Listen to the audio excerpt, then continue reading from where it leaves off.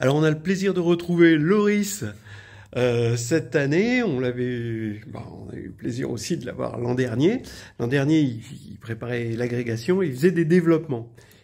Et donc, cette année, donc, tu es sur les maths avancées. C'est le master maths avancé. Et quelle est ta spécialité? Alors, nous, on fait plusieurs choses. Donc, le parcours, il s'appelle Higher Algebra. Donc, on fait de la théorie des catégories et on fait de la formalisation informatique de preuves. Donc, c'est-à-dire qu'on apprend à utiliser des logiciels qui permettent de vérifier si une preuve est correcte ou non, en l'implémentant dans un certain langage de programmation.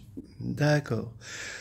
Alors en fait, c'est un petit peu ça que tu es venu nous montrer, cette formalisation des preuves. On voudrait savoir déjà qu'est-ce que ça permet, qu'est-ce que la machine permet de faire au niveau des preuves mathématiques. Alors actuellement, bon, ça permet littéralement de vérifier. Oui. C'est-à-dire qu'on va retranscrire, étant donné une preuve sur le papier, on peut la retranscrire informatiquement et l'interpréteur du langage de programmation va vérifier que à la fin tout est juste. D'accord. Et ça demande un langage? Oui, ça demande un certain langage de programmation. Donc aujourd'hui, il y a plusieurs logiciels qui permettent de faire ce genre de choses. Donc les plus connus, ça va être Coq, Isabelle et Lean, donc on va voir tout à l'heure, et qui ont chacun leur spécificité au niveau du langage et des possibilités. Pour le moment, ça permet essentiellement de vérifier les preuves. Et par exemple, pour Isabelle, si je dis pas de bêtises, il y a une fonction qui permet par exemple de trouver un contre-exemple quand on cherche quelque chose, d'exhiber directement un contre-exemple, bon, sous certaines hypothèses, conditions et en fonction de ce qu'on fait. Mais sinon, pour le moment, en tout cas à ma connaissance, ça va être vraiment de la vérification formelle de preuves. D'accord. Et donc, on peut faire de la vérification de preuves, et cette vérification de preuves, pour rentrer des preuves, il y a quand même un prérequis ou par exemple, est-ce qu'il faut tout redéfinir? Est-ce qu'il y a des modules qui sont déjà implémentés par exemple, pour dire c'est un espace vectoriel? C'est déjà bien avancé. Ouais. C'est-à-dire qu'il y a comme un langage de programmation, mettons comme sur Python par exemple, on a des librairies, ou sur Sage, on a des librairies avec certains modules. On va retrouver les mêmes choses ici. Donc dans le cas de Lean, par exemple, il y a la librairie Matlib qui a servi à tout ce qu'on va montrer après, qui recense déjà un bon nombre de choses. Et paradoxalement, il y a des choses de niveau licence qui ne sont pas encore implémentées dans la librairie, et inversement, c'était un projet de je ne sais plus trop quel mathématicien, ils ont déjà rentré les espaces perfectoïdes de Peter Scholz. D'accord, donc il y a un peu de tout, ouais. D'accord.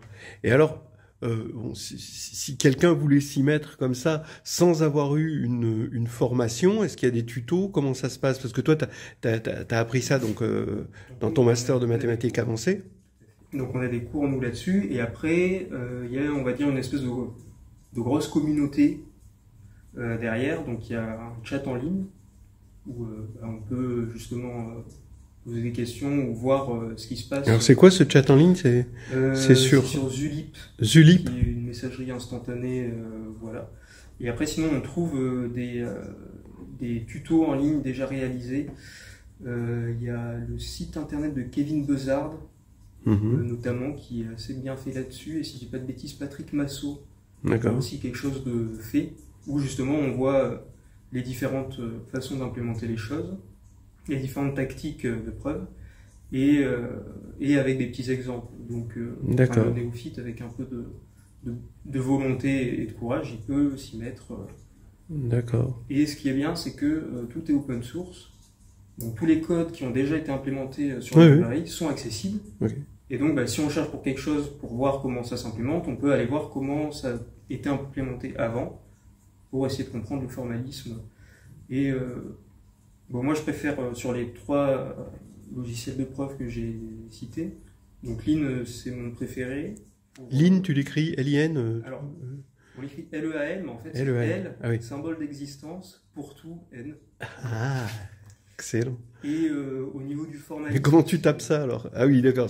Toi, tu le tapes LEAN et après, voilà. ça comprend. Ouais. Au niveau du formalisme, ça ressemble, on va le voir après, vraiment, c'est assez proche de ce qu'on retrouve dans les papiers. D'accord. Et après, ils ont développé pour la librairie, je ne sais pas si on la montrera après tout à l'heure. Elle est assez... on va dire que le mode de recherche pour chercher quelque chose, il n'est pas très optimal pour quelqu'un qui ne sait pas comment ça fonctionne, parce que la chose est faite de sorte que, où on cherche par, comment on appelle ça, par mots-clés, branche des maths. Branche des maths, ah oui, d'accord. Donc, je sais pas, on va voir algèbre, représentation, et après chercher notre tambouille là-dedans. Ou alors... J'aime bien tes exemples. Ou alors, il y a une barre de recherche, et là, par contre, il faut taper le nom de la commande, mais c'est pas spécialement intuitif. Je sais pas si j'ai un exemple là, mais par exemple, là, il y en a une qu'on verra tout à l'heure, pour dire que x plus y divise x puissance n plus y puissance n lorsque l'exposant est impair. Ouais. La commande à rechercher, ce serait odd.nat-dvd Ah oui, ok. pow-add-pow. Donc, et c'est là où c'est pas mal, il existe des sites où on va taper grosso modo l'énoncé du théorème avec des mots-clés, et lui il va essayer de nous chercher dans la librairie ce qui colle le plus. Et du coup, souvent on peut retomber sur nos pattes comme ça. D'accord. Et alors, ce que ça apporte, ces vérificateurs de preuves, ça te dit que la preuve est juste, mais est-ce que ça t'optimise la preuve? Est-ce que ça peut faire des raccourcis, trouver des raccourcis par soi-même, etc.? Alors, trouver par soi-même, je crois pas. En revanche, si vraiment, admettons, j'ai un papier avec plusieurs hypothèses, je rentre dedans, c'est capable de me dire si à un moment ou à un autre, il y a une hypothèse que j'ai utilisée, que j'ai pas utilisée, et pourtant j'arrive au bon résultat. D'accord. Donc, on pourrait imaginer que ça pourrait servir à obtenir des théorèmes plus forts.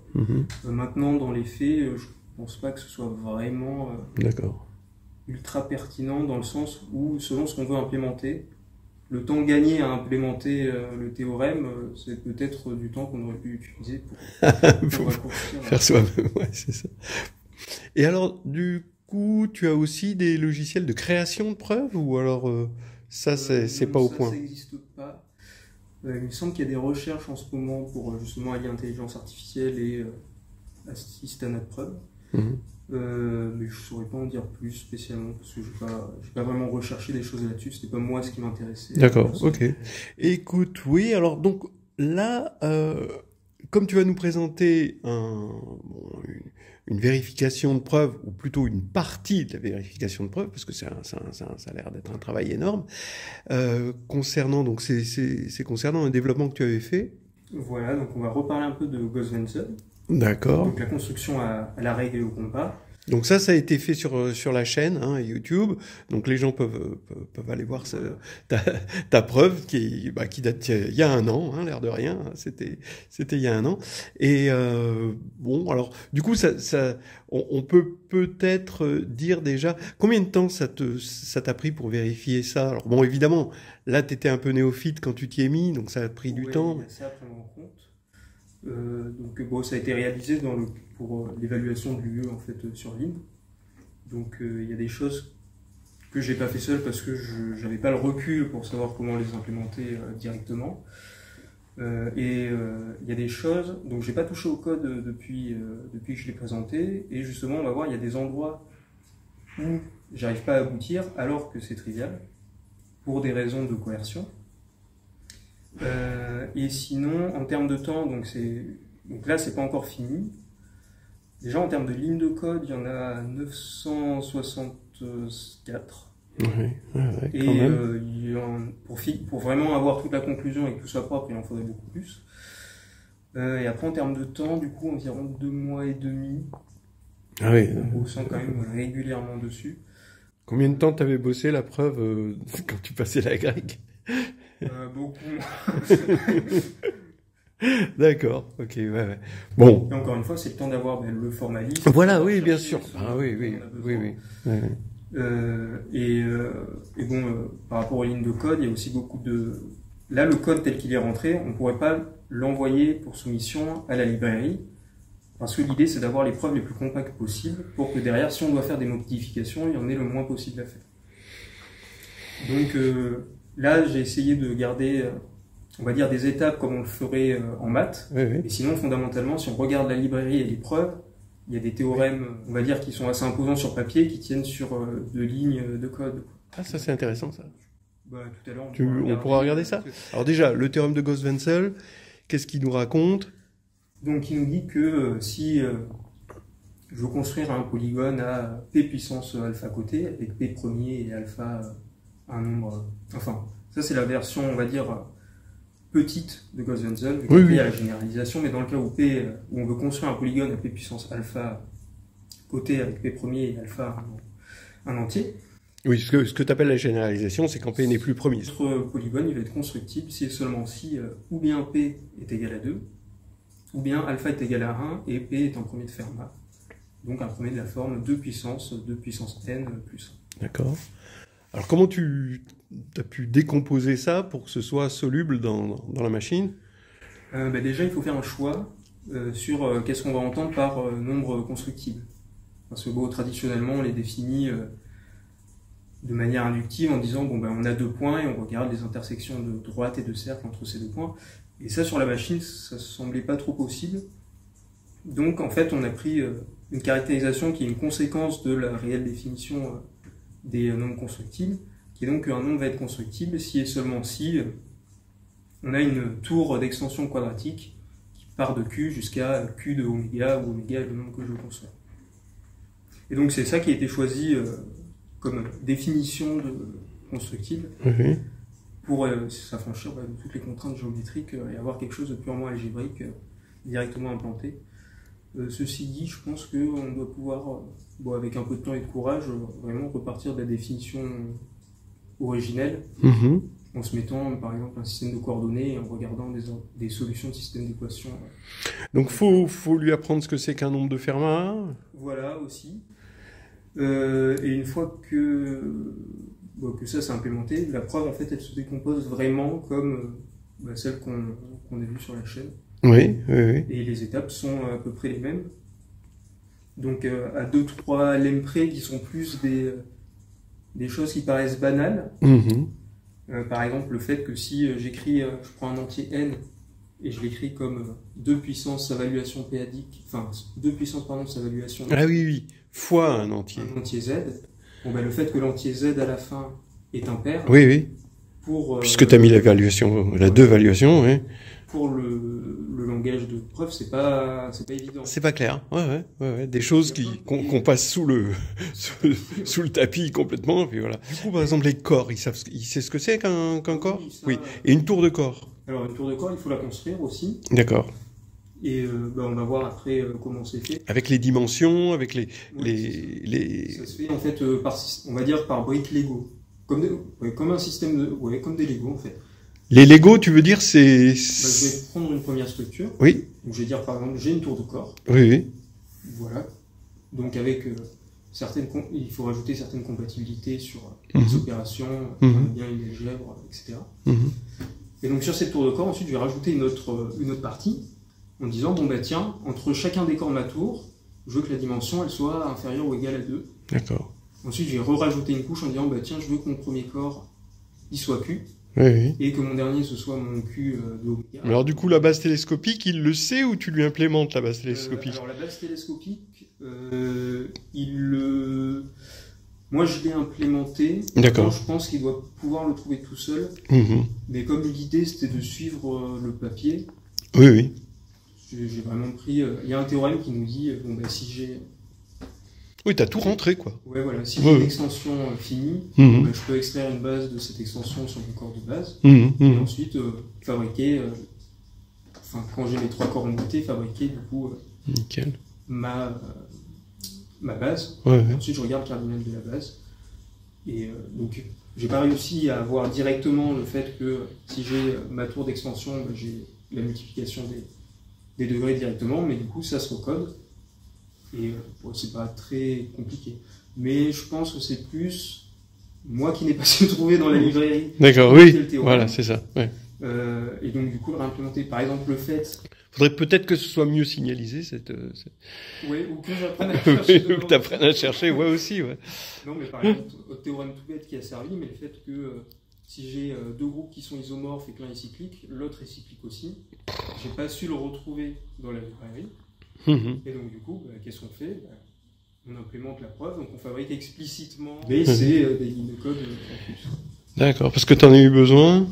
J'en ai eu besoin parce que donc,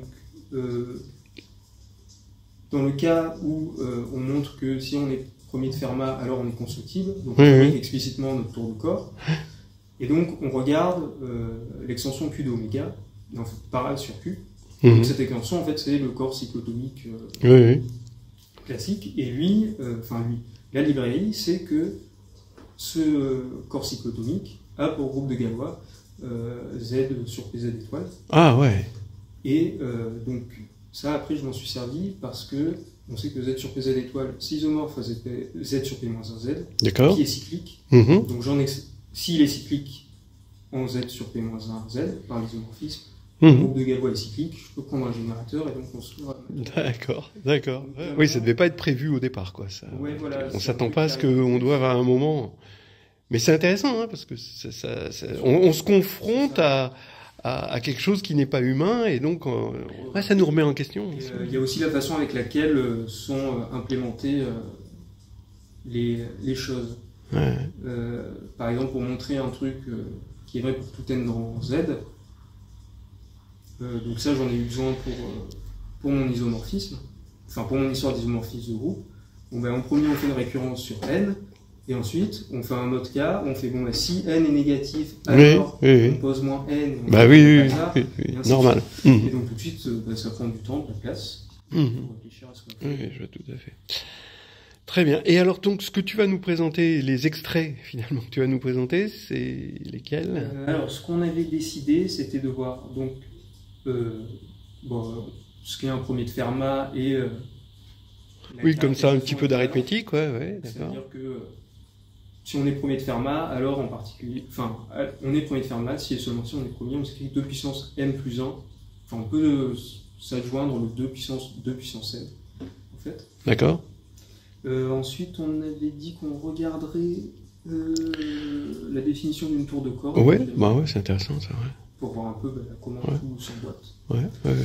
Et je crois qu'on avait parlé après de comment construire la tour de sous-groupe distingué dans ok.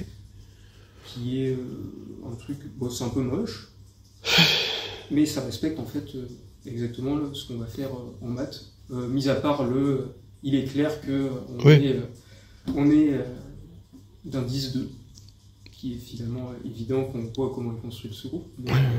Mais après qu'on met les mains dans le cambouis... on est loin du il est clair, hein, on se rend compte que... Ouais, s'il le comprenait, ce serait pas plus mal. Okay. Tu t'es fait aider de ChatGPT? Non, il fonctionne pas. J'ai essayé par contre par curiosité. Oui. Et non, il connaît pas encore. Pour l'instant, il va donner du pseudo-code, mais qui veut rien dire, donc finalement, comme tout ce qu'il fait en maths. Donc voilà, donc ça c'est l'interface du langage Lean. Le langage Lean, mais qui est dans le logiciel de code VS Code, qui permet de faire plein d'autres langages de programmation. D'accord. Voilà, donc comment ça se présente? Donc là c'est la partie où on tape, où on écrit nos commandes, et il y a un volet à droite qui permet de voir en gros où on en est et ce qu'il faut faire. Donc qui va nous dire toutes les étapes de la preuve. Donc là, mettons si je me mets là, il y a des choses qui bougent là. Ouais. Ce qu'il y a à côté donc les éléments en jaune qui sont là, ça va être en gros tout ce qui va être les variables et on va dire les propositions, nos hypothèses. Et ce qu'il y a à droite du petit symbole bleu, j'aime bien. Ça va être le but. Et d'ailleurs, ils ont appelé ça littéralement des buts. Donc, pour écrire des définitions, on définit quelque chose, on lui donne un nom, et on indique les prédicats dont il a besoin, donc juste P1 antinaturel. En soi, j'aurais pu mettre directement un entier premier P. Tâtonner, je fais ce choix-là. Et donc, on lui dit littéralement, qu'est-ce qu'un premier de Fermat? C'est un nombre premier. Et en plus, il existe un entier n tel que notre P soit égal à 2 puissance n. Ah d'accord, donc tu lui fais pas démontrer ce truc-là. Ça, c'est la définition littérale. Oui, ça dépend. C'est-à-dire qu'au départ, c'était un nombre premier qui est de la forme de puissance m plus 1, et ensuite m est forcément de la forme de puissance n. Mais d'accord, ok. Donc Bah, du on coup, lui dit non, non, mais après on a Bah, j'ai fait le oui, bien dans sûr, l'autre sens. d'accord. Ouais. Mais de toute façon, les deux sont équivalents et c'est ce qu'on va voir. Ah, d'accord. Donc tu fais ça. Donc ça, c'est le lemme dont je parlais tout à l'heure, qui est un peu bébête, mais qui nous dit que si j'ai un entier que je peux écrire 2 puissance sa valuation P2 adic fois un autre entier, cet autre entier est forcément impair, dont on va se servir après. Donc voilà, donc nous, ce qu'on va regarder, c'est donc le théorème qui s'appelle premier Fermat-Eck, et qui nous dit donc que si j'ai un entier qui est un premier de Fermat, alors il est premier, et donc ça c'est évident, et il existe un entier m tel que p soit égal à 2 puissance m plus 1, et réciproquement. Donc je vais mettre le curseur sur la première ligne, et donc là on voit que ça a changé à droite. Notre but c'est de montrer une équivalence, et donc comme en maths, quand on veut montrer une équivalence, ben, on fait un sens et puis l'autre. Donc j'utilise la commande constructor qui permet de déconstruire l'équivalence. Et maintenant on voit qu'il y a deux cas qui apparaissent à droite. Donc premier de Fermat P qui implique notre caractérisation, et inversement la caractérisation qu'on veut qui implique qu'on a un nombre premier. Et ensuite on traite chacun des cas séparément. Donc notre but il est là, et maintenant on va introduire nos hypothèses. Donc on lui dit, bon ben... Ça c'est toi qui l'as tapé, ça. Voilà. Ouais. Donc on suppose que on a un premier de Fermat. Donc on introduit une hypothèse que j'ai appelée HF. Voilà. Cette hypothèse, on la déconstruit. Comme on a un et, on peut séparer en deux. On n'est pas obligé de faire ça. Il est capable de, comme des projections, on va dire. Si je lui mets HF.1, il va savoir que c'est la première composante de HF qu'il appelle. Donc le NAT prime. Et si je lui mets le 2, il va reconnaître la caractérisation du premier de Fermat, mais ça permettait d'avoir deux noms séparés. Donc le but maintenant, c'est de montrer le et logique, encore. Et donc, pareil, constructor pour casser en deux. Et donc on a deux buts. Premier but, donc montrer que c'est un premier. Donc ça, c'est directement dans nos hypothèses, en fait. C'est l'hypothèse left. Donc on lui dit, on a exactement ce qu'on veut. Et maintenant, on est passé à aucun but dans la fenêtre qui est ici. D'accord. Mais bon, premier, le fait qu'il soit premier, c'était déjà au départ. Ah oui, c'est gagné d'avance. C'était gagné d'avance. Ouais. C'est juste que, comme je l'ai réimplémenté comme ça, je suis obligé de lui montrer même les trucs... Oui, tu lui fais démontrer que A implique A, quoi. Oui, c'est ça, exactement. C'est ça. Et donc maintenant, la seconde chose à faire, c'est de montrer qu'il existe un m strictement positif tel que p soit égal à 2 puissance m plus 1. Et on a le postulat qu'il existe un n qui vérifie cette chose-là.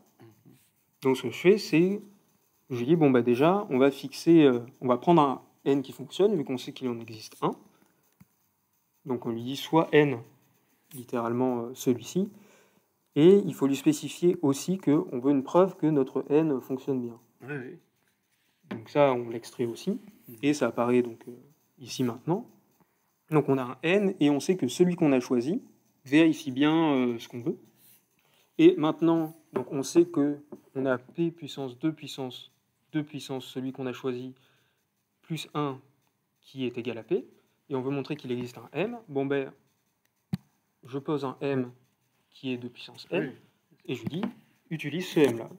Et maintenant, donc, si je me remets avant, le but c'était, il existe m supérieur à 0, et maintenant c'est, vérifie que le m que tu m'as donné soit bien strictement positif, et vérifie ce qu'on veut. Donc pareil, c'est encore un et logique, donc on le fait en deux fois. Il veut que m soit supérieur strictement à 0. Je choisis juste de réécrire le m en 2 puissance n. Donc change, ça permet de changer le but en quelque chose d'équivalent, mais d'équivalent de manière définitionnelle. On ne peut pas lui dire, par exemple, de plus 2 directement égale 4, par exemple. Voilà, et donc ça, alors simp, qu'est-ce que c'est ? Il y a un ensemble de lemmes, en fait, déjà implémenté dans la librairie, qui est tagué avec simp, et quand on appelle simp, il va tester un peu tous les lemmes dessus, et voir ce qui fonctionne, et ça fonctionne justement pour ce genre de truc un peu bébête. 2 puissance 1 entier, on sait très bien que c'est strictement positif. Donc bon, on tente simp, il arrive à le faire tout seul, tant mieux. Et ensuite, donc, la deuxième chose à montrer, le fait que P soit égal à 2 puissance m plus 1, mais ça, c'est exactement l'hypothèse Hn, vu que c'était le choix qu'on a fait au départ. Et donc, il passe en plus de but, et c'est gagné. Donc ça, on va dire que c'est le sens un peu plus, un peu évident. Et maintenant, il faut faire donc l'autre sens. Donc montrer que si on a cette chose-là, alors on est bien de la forme de puissance, enfin que notre m est est de la forme de puissance n. Voilà. Donc même principe, on déconstruit. Et il faut maintenant montrer qu'on est premier et qu'on a un n qui convient bien. Donc bon, le fait que ce soit premier, comme tout à l'heure, c'est gratuit. Et maintenant, il faut faire l'autre sens. Donc, comme tout à l'heure, je choisis, donc l'hypothèse de départ, c'était l'existence d'un m comme cela. J'en fixe 1 et je prends une preuve qui fonctionne bien. Et maintenant, on va utiliser un théorème qui donc nous extrait. Donc le théorème est là. Ça aussi, c'est pas mal. Quand on utilise la librairie, on peut juste mettre le curseur dessus et ça nous rappelle le théorème qu'on a dessus. Donc un théorème qui nous dit que P puissance l'évaluation p-adique de n, ça divise n.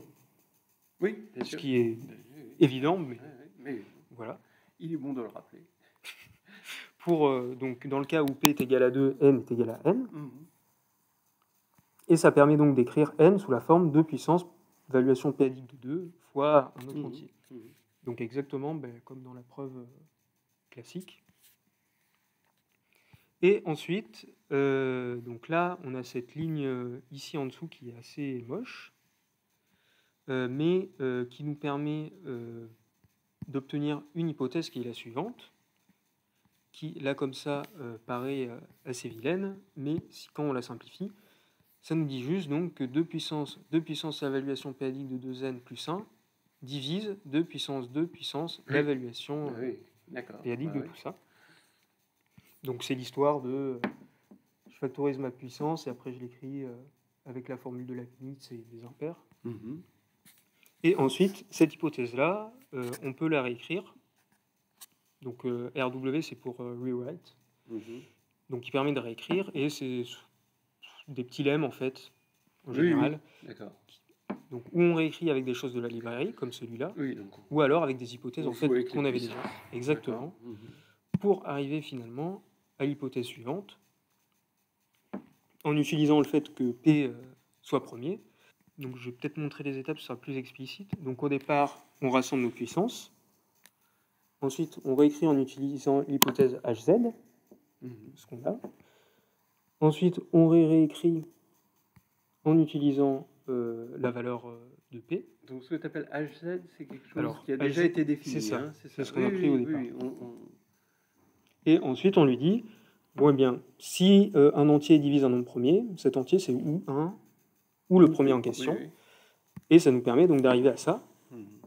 Ou bien 2 puissance l'évaluation p-adique plus 1, c'est égal à 1, ou bien c'est pas entier, qu'on peut encore simplifier, pour avoir quelque chose de joli. Donc quand on simplifie, en fait, il écarte directement le cas où c'est égal à 1, vu que sinon ça voudrait dire que 2 puissance un entier est égal à 0, ce qui est stupide. Et ça, comme c'est des petits calculs, il est capable de le faire directement avec ce genre de choses. Et donc finalement, l'hypothèse 1, donc, qui au départ était cette chose-là, est juste devenue 2 puissance notre évaluation p-adique plus 1 est égal à P. Et donc maintenant, lui, ce qu'il voulait, c'est avoir l'existence d'un certain n. Bon, eh bien, on lui dit, utilise l'évaluation p-adique en question, qu'on avait, et ensuite, il est content parce qu'on lui a donné ce qu'il voulait. Donc là, comme ça, ça peut paraître un peu obscur, mais c'est littéralement la preuve qu'on suit. C'est la preuve. Alors ensuite, donc on avait dit qu'on verrait un peu comment définir des tours de... Enfin, littéralement, la tour de corps, la tour d'extension quadratique. Donc comment on fait en fait, notre tour de corps, c'est des corps qu'on indexe. Donc c'est une fonction des naturels vers nos différents corps. Donc on définit une structure qu'on appelait Tower of Fields. Et cette structure, ben, on va lui donner des propriétés. Donc on lui dit qu'on a une fonction k qui va de n dans type étoile. Voilà, qui a un prédicat qui va nous permettre ensuite, grossièrement, ça nous permet ensuite de définir nos choses. Ouais, ça va être faux d'un point de vue fondamental ce que je vais dire, mais on peut voir ça comme juste, c'est une fonction qui va chez des gens et ensuite on précise ces gens. Bon, dans les faits, ça ne se passe pas comme ça, mais c'est une façon de voir les choses. Et donc, on va lui donner plusieurs choses. Donc, on va lui dire, je veux que pour tout i, la fonction k en i, ce soit un corps. J'ai envie qu'ils soient tous de caractéristique 0 aussi. Je vais rajouter le fait que ki plus 1 est une algèbre sur ki, et que ki plus 2 est aussi une algèbre sur ki, pour tout i.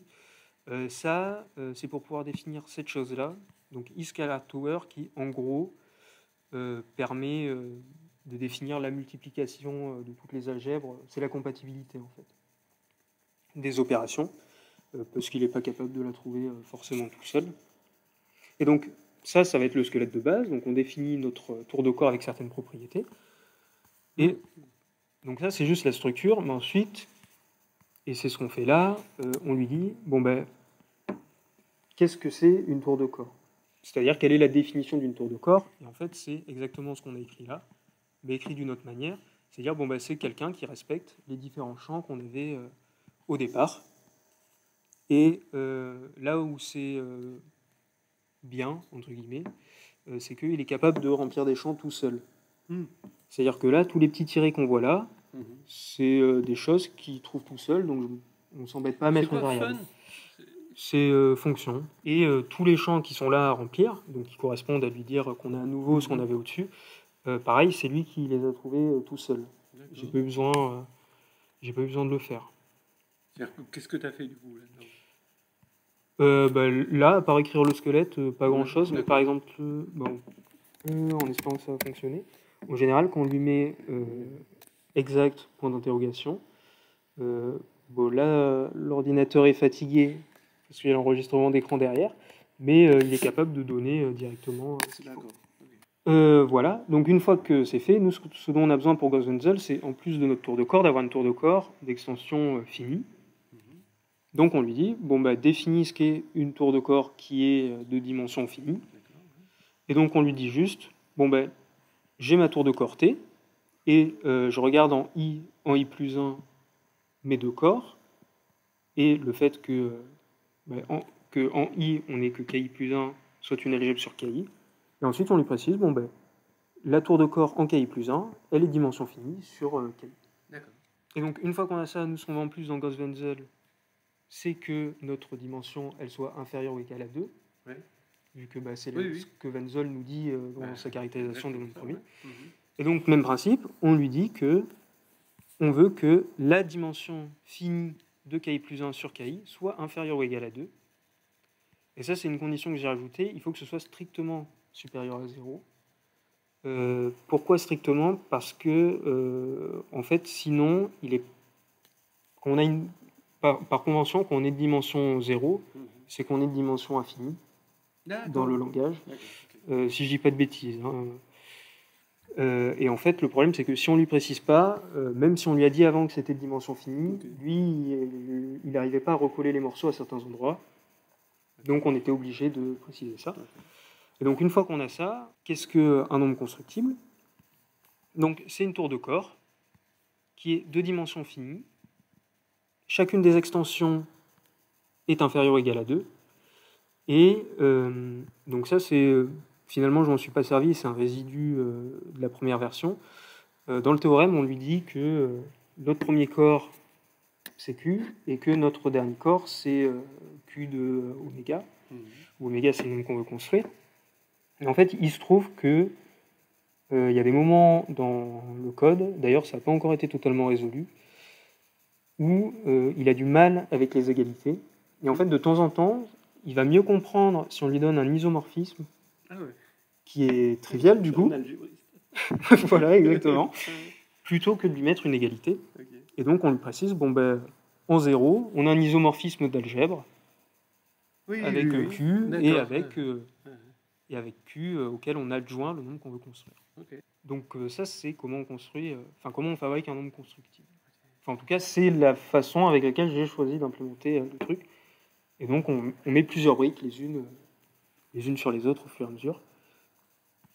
Donc, bon, je précise que ça, c'était au tout début du projet, donc j'ai été pas mal aidé pour faire formaliser ce genre de choses. Et donc ça, c'est comment on formalise un nombre constructible. Voilà, donc on va regarder un petit peu la librairie, à quoi elle ressemble. Donc c'est disponible en ligne directement. Voilà, c'est Faut connaître le la nom page des de théorèmes. Quand tu documentation. as un théorème et qu'il a un nom, comment tu sais comment la librairie l'appelle? Alors, où on a de la chance et on est, on va dire, à l'aise avec... Les noms, en fait, suivent une certaine logique. Donc, au bout d'un moment, à force de chercher des choses, on arrive à se retrouver... voilà. Et sinon, on verra après, il y a des moteurs de recherche externes qui permettent de s'en sortir. Donc, la librairie, elle est organisée avec plein de choses sur le côté. Et une barre de recherche qui permet de chercher des théorèmes. Donc, par exemple, je commence à taper int... DVD. Et là, il me propose des choses. Ça veut dire quoi, DVD? Alors, DVD, int, ça va être integers, donc les entiers, et DVD, on va avoir sans doute des trucs de divisibilité. D'accord. Voilà. Et donc, après, on clique sur un théorème, Oui, et ça nous envoie sur les pages en question. Ah ouais, d'accord. Donc là, on a tous les théorèmes, on va dire, de divisibilité. Donc, comment c'est fait donc, si on regarde celui-ci, donc il y a son nom. Et après, il y a plusieurs autres inscriptions. Donc, ce qui est entre parenthèses, c'est des hypothèses qu'on doit lui fournir. Donc, il faut qu'on ait directement. Et ce qu'il y a entre crochets, ça va être des choses qu'il est capable de trouver tout seul, étant donné ces choses-là. C'est-à-dire qu'évidemment, si on veut appliquer le théorème à A et à B avec 0 inférieur à A et 0 inférieur ou égal à B, comme on va lui donner une hypothèse qui fait intervenir un A et que ce A va être entier, il va être capable de savoir que le A est entier directement avec ce qu'on lui donne. Et après, lui, il nous recrache ce qu'on a derrière. Et donc, ça, c'est ce qu'on voyait tout à l'heure. Certains théorèmes sont tagués par simp. Et donc, on va appeler simp, il va tester, essayer d'utiliser ces théorèmes-là. Donc là, c'est des petits théorèmes, mais il y a aussi des choses bien plus compliquées qui sont implémentées et qu'on va pouvoir aller chercher avec cet outil qui s'appelle l'InSearch. Et donc, qui permet de trouver, on va dire, des théorèmes, ou en tout cas d'essayer de s'en approcher avec l'énoncé. La formule du rang, là. Voilà. Il y a d'autres moteurs de recherche. Il y a Moogle aussi qui existe. Moi, je préfère l'InSearch. Après, les goûts et les couleurs, voilà. Et donc, je sais pas, qu'est-ce qu'on peut chercher comme théorème. Mettons, si je tape... je vais taper Galois Group of Cyclotomic Extension.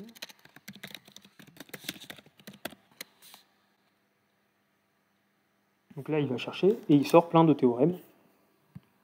Et ensuite, il y a un lien directement vers la page de la documentation. Et donc, par exemple, là, une extension cyclotomique et galoisienne. Et donc, ça évite d'avoir à tâtonner dans la librairie.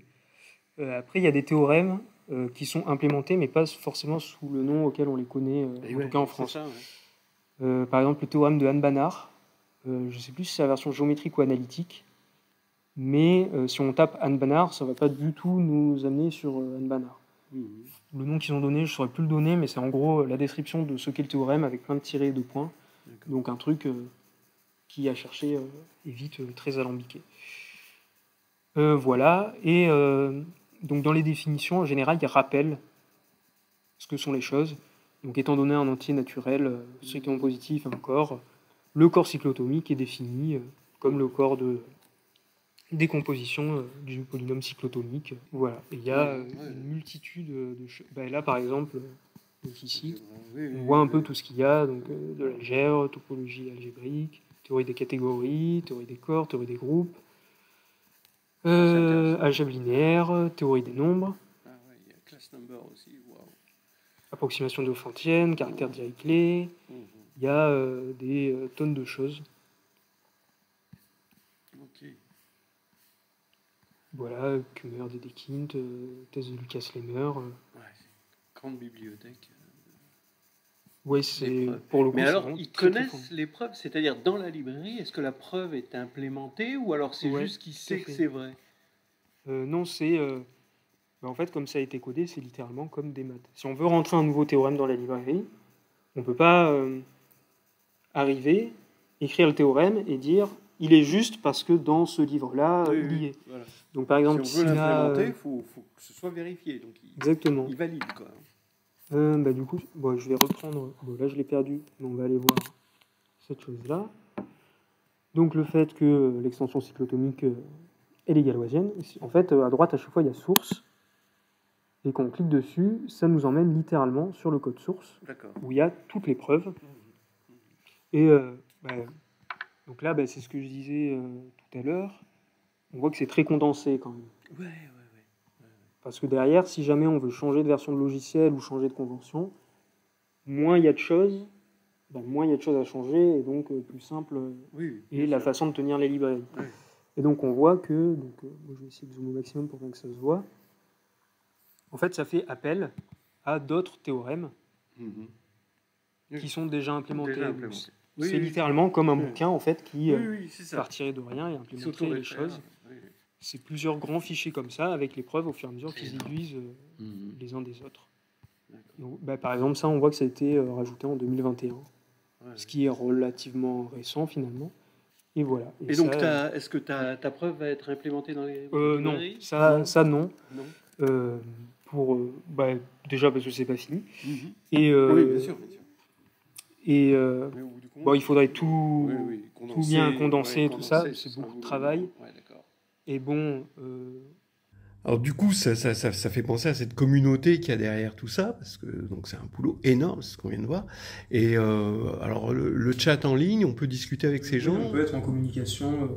Faut se créer un compte et accéder. Il y a des gens qui régulièrement posent des questions. Et le chat, c'est quoi? C'est sur Zulip. Zulip. Qui est. Tu l'écris comment? ZULIP. C'est un système de messagerie instantanée. En fait, d'accord. Ok. Un peu comme Discord ou WhatsApp où il y a des forums de discussion. Où donc il y a des gens qui ou posent des questions parce qu'ils n'arrivent pas à faire des choses, ou demandent si, mettons, ils ont implémenté eux-mêmes un théorème, est-ce qu'il est déjà dans la librairie ou pas, et s'il n'y est pas, est-ce qu'on peut le rajouter? Parce que c'est un peu comme quand on envoie une preuve à un journal, derrière elle est relue par les pairs, c'est pareil, quand on envoie du code, par des gens avant que ce soit implémenté. Il y a différents projets collaboratifs aussi.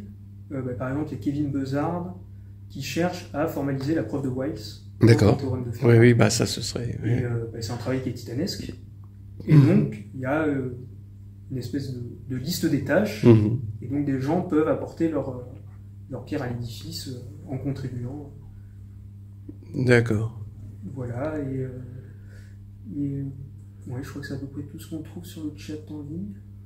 Ce qui est déjà pas mal, finalement. Je crois qu'il y avait cette preuve, comme quoi tout groupe fini, simple et d'ordre pair, qui a été implémenté assez tôt pour faire justement de la pub. Oui, c'est possible. Il y a eu ce truc, donc le grand théorème de Fermat pour faire de la pub, et aussi les perfectoïdes de Scholz, et un de ses papiers où justement lui n'était pas sûr de la preuve qu'il avait fournie. Et donc il a demandé à la communauté d'implémenter la preuve. D'accord. Quel travail énorme. Qu'à la fin, ça a fonctionné. Faudrait faire ça pour la classification des groupes finis simples. Plus historiquement, en fait, le théorème des 4 couleurs, il a été vérifié avec des assistants de preuve. En fait. D'accord. Ok, écoute, c'est passionnant. Merci d'avoir pris le temps de nous en parler. Et puis bonne continuation dans ton master maths avancé. On a vu dans quoi t'es. C'est hard. Ouais. Merci beaucoup, Loris. Et puis à une prochaine, j'espère.